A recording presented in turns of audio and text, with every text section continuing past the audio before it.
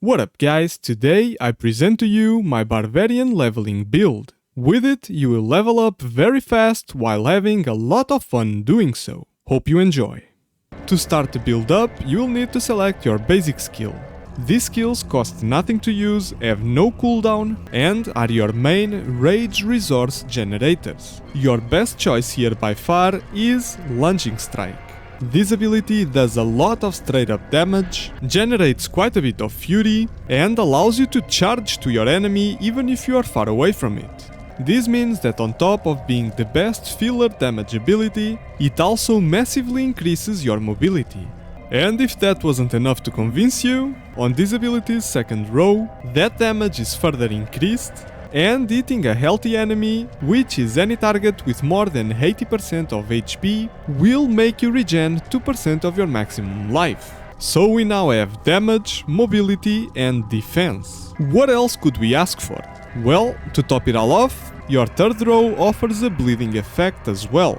Lunging Strike is the most complete basic ability in the game so far. There really is no better choice than this. Next up you will have your core abilities. These skills will spend your fury in order to fuel very powerful attacks. You have two viable choices here. I know that a lot of you love Whirlwind, as Whirlwind Barbarian was one of the most popular Diablo 3 builds. But unfortunately, throughout Diablo 4's early game experience, while leveling, you will not have the necessary items to complement a Whirlwind build. With that in mind, if you really like this ability, by all means, go for it. While leveling up, you really shouldn't care about min-maxing, just go with what looks fun and have a blast playing it. If you do choose to go with Whirlwind, make sure that you hit as many enemies as possible, so that not only you maximize your damage output, but you also regen more fury while doing so, thanks to the second row passive effects. For the third row, it really is up to you, it really depends on your playstyle. If you want Whirlwind whenever and don't want to be pulling max fury before you start doing so, then go with the Furious option. This will allow Whirlwind to apply a bleed effect. However, if you want to store maximum fury before you start Whirlwinding, then choose the Violent option, as this will increase your damage output after 2 seconds. However, as I said, Whirlwind is not your best option. That would be Upheaval. This ability causes a lot of damage and is incredibly versatile. It is very powerful both in AoE and single target situations, making it ideal to fight both large crowds of monsters and bosses. Your second row passive will allow Upheaval to have a 20% chance to stun all enemies it damages for 2.5 seconds. A free AoE crowd control is always welcome. Now to the most important part of this ability, Furious Upheaval. This passive will store 8% of damage for every hit you do with anything other than the Upheaval ability itself.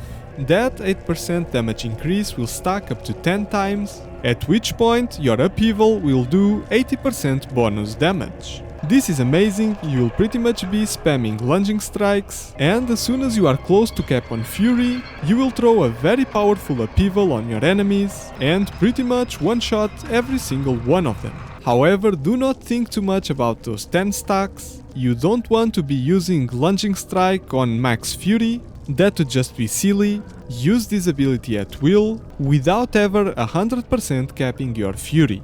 Now to your defensive skills. Your best option here is Iron Skin.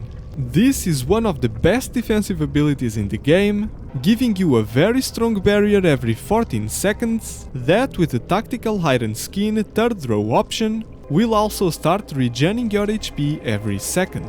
A very powerful ability that will make your melee life much easier, especially against bosses. At this point you will notice that you need to spend 2 more skill points in order to access the next array of abilities. I advise you to spend these 2 points on Lunging Strike, as this is the ability you will use most often. Even though Upheaval is your big hit, you will be casting Lunging Strike so much more that overall your DPS output will be higher. This applies mostly to single target situations, because in massive AoE pools of enemies, upgrading Upheaval first might be better, so I will leave that up to you. In short, if you are having trouble downing bosses or elites, go with Lunging Strike. for better single target damage, and on the other hand, if not, then just upgrade your upheaval for more AoE damage.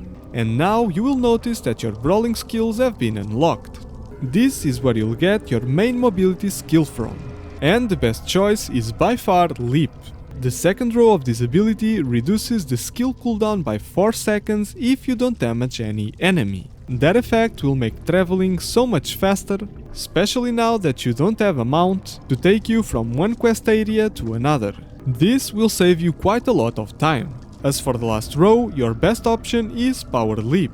This will give you 40 Fury if you hit the enemy with your jump.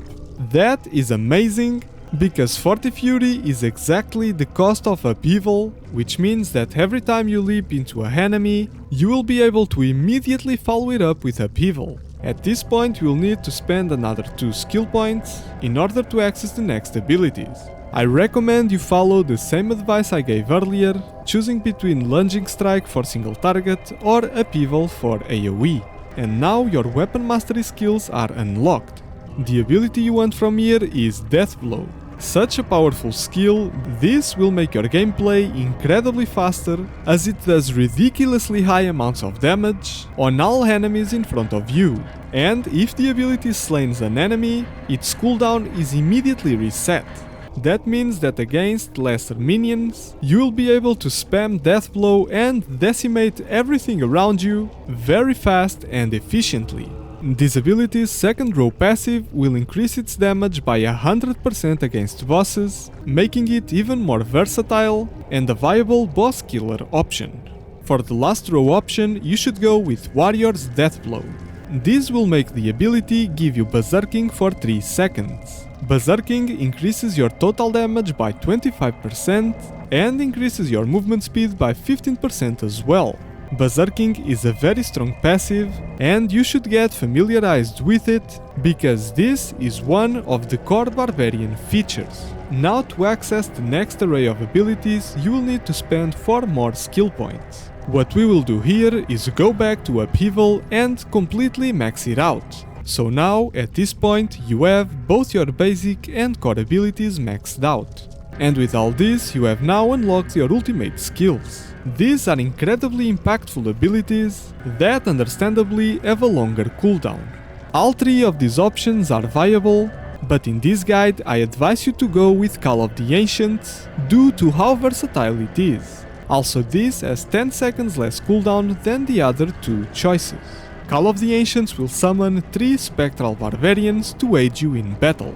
Among the 3, they will do a lot of both single target and AoE damage, making this an incredibly versatile ability. The second row will increase your attack speed and damage output by 10%. And the last row will increase your Fury generation, make one of the Ancients slow nearby enemies, and allowing another Ancient skill to stun nearby enemies for 3 seconds. And that's it guys, your Barbarian is now ready to face the forces of hell. Thanks for watching, subscribe if you haven't yet, and as always, I will see you in Sanctuary.